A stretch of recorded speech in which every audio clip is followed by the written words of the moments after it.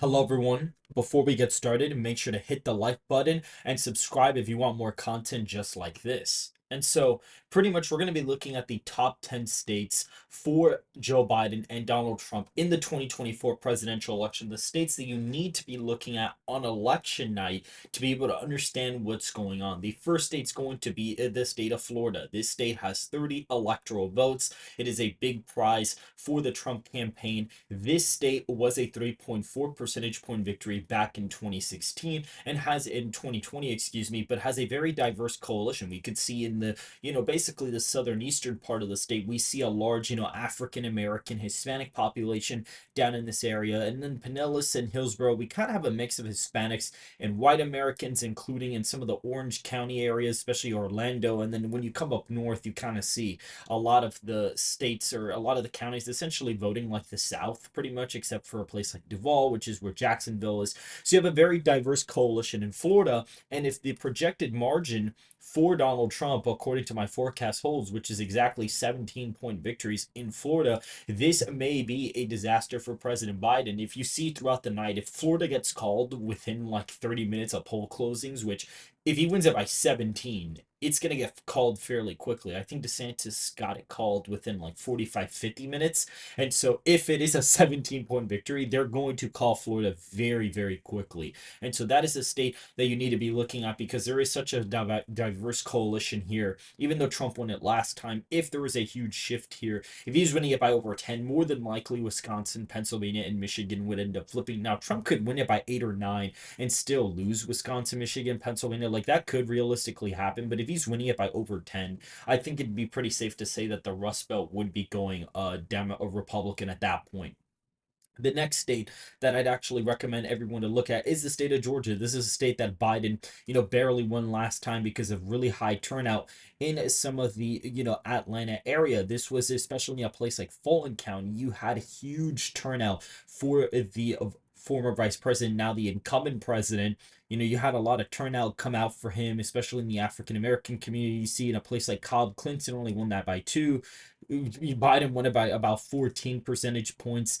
Clinton only won Fulton by 41 points, and then you saw Biden win it by around 46. But what's actually quite interesting is that the suburbs around Georgia was actually more responsible for Biden's victory rather than the actual city areas. Even DeKalb, barely even voted a couple points to the left, including even Rockdale. Rockdale didn't necessarily, it was a 15-point shift, so that is a big shift necessarily. It was more so the suburbs that actually kind of really trended to the left more so than the actual city area. And if they only swung a couple points to the left, I'm going to expect them to trend heavily to the right. You're going to see a lot of regression of Democrat support here, as well as in like this black Bible belt here. You're going to see a lot of regression there. You actually see that this kind of stretches into Alabama, which is the neighboring state there. So there is a sizable African American population in some of these places. That's why you have these very deep Democrat, counties, but I expect that to regress quite a bit. I actually have the state modeled as an 11-point victory as of right now. And so that's where you're going to be seeing that type of margin come out of. And so if they call Georgia within like literally an hour of poll closings, then you're definitely going to see that landslide that I'm projecting. New Mexico is another state. I have it going to Donald Trump as of right now. This is an important state mainly because there is a large Hispanic population here. And if Donald Trump, or at least it's competitive, like for example, if the election somehow ends up being close, but New Mexico is really competitive,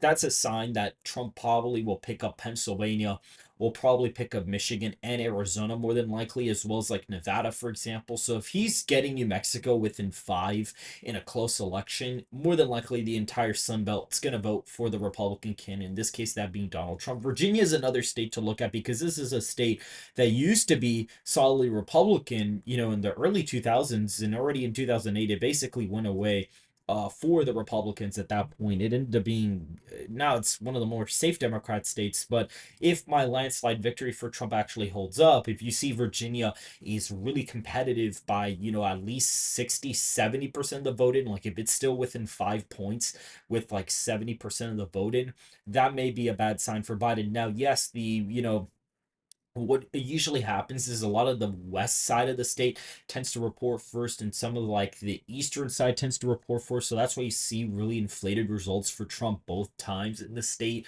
And so that's really what we're looking at there. However, I do expect a lot of regression. A place like Loudoun County, the governor Youngkin is definitely going to be, reaching out to voters here to vote for President Trump. So this is going to be a top, state to look at.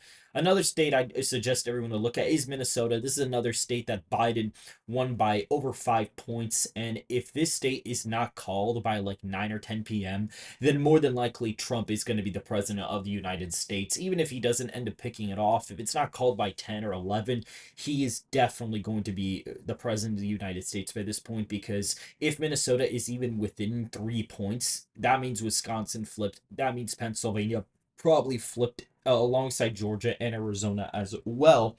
Michigan is another cool one to look at because there's a sizable African American and white working class population.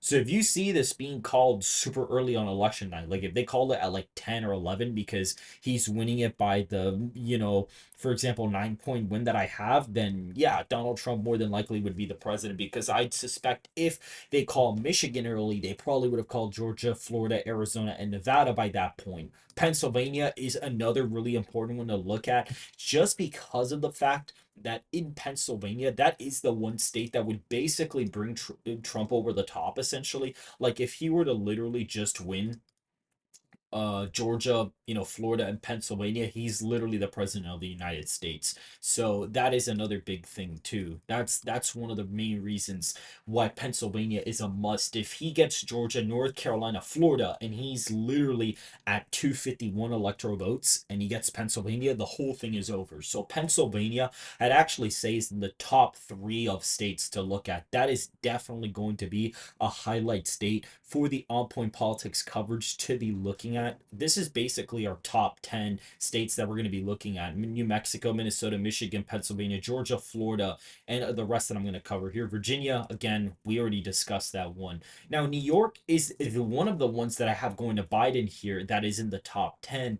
New York's poll closings are a little bit earlier than most of the states in the country, and this is going to give us a really good indication of where the country is, because we're going to be getting results out of Wisconsin and New York at the same time. And yeah, I could say maybe Wisconsin would be an important one, but that's not necessarily in the top watch list, mainly because I actually have it going to Trump really easily, and I actually really doubt Trump would even lose this as of right now. Even if the election was close, I think Trump would probably pick up Wisconsin and Nevada anyways. That's why they're not even in this top 10 list, because I'm very confident Trump's going to pick up both or at least one of them on election night as of right now. Now, New York is going to be a great indication, because if New York is not called at poll closing, something's definitely going on, because usually they call New York fairly quickly. They call it within at least 10-15 minutes of poll closing, sometimes even at poll closings they'll actually call it. And so if they don't call it for like an hour or two, something is definitely going on here, and that'll affect places like New Jersey, Pennsylvania. That'll affect a place like Virginia. There is a huge, Muslim a population, just like New York and Minnesota, and even Michigan to an extent, which is going to really be affected by the Israel Hamas crisis. That's definitely something to look out for in these states. That's why a lot of these states are actually in my top 10 to be looking at. And the last state, besides New Hampshire, we're going to be looking at is Maine at large, which essentially this is a state that's interesting because we're going to be able to see how high interest in third party candidates is out of Maine. That is really one of the only reasons. And also, too, this is probably going to be the hardest pickup for Trump, believe it or not. As of right now, I currently have it really, really close. It's actually only a 0.6 percentage point victory for him. So it is very competitive as of right now. And New Hampshire is the final state to look at. The only reason why this is in my top 10 is because the primary here was exceptionally close. My model actually has it going to Trump by 2.9 percentage points. So that is pretty interesting. And the polling miss here was around 4 points from 2020. And currently Biden, if you average out the polls, he probably leads by like 2.5 in the aggregate. So if you were to apply that same error, he'd theoretically be up in New Hampshire. And the thing with New Hampshire polling is that Biden was up by like 11 in the state. He was up by way more than what he is right now, and he only ended up winning by 7. Now he's up by around 2.5. So if that same polling error were to occur, it could be a problem. But Trump's primary performance, I mean, you did have a lot of crossover Democrats, but it was exceptionally weak in New Hampshire. So if, poll closings come in and you see New Hampshire is pretty competitive in the beginning of the night, that's going to be a great sign for him in Minnesota, Virginia, New Mexico, etc. That's why a lot of the top 10 states for us to look at are actually more so on the East Coast rather than the West Coast. That's because they start counting first before the West Coast. And so that's basically it for this video. My current election prediction is actually Trump 347 to 191. I am predicting a landslide in the Electoral College. My previous video goes over my explanation very well, and we're going to be obviously covering this as we go along. So if you do subscribe, you will actually see another video at some point kind of covering my explanation as to why I have them winning by such a large amount. But these are my top 10 states, for viewers to watch in the 2024 presidential election, for voters to track. Make sure to hit the like button and subscribe for more content just like this. I will see you guys very, very soon.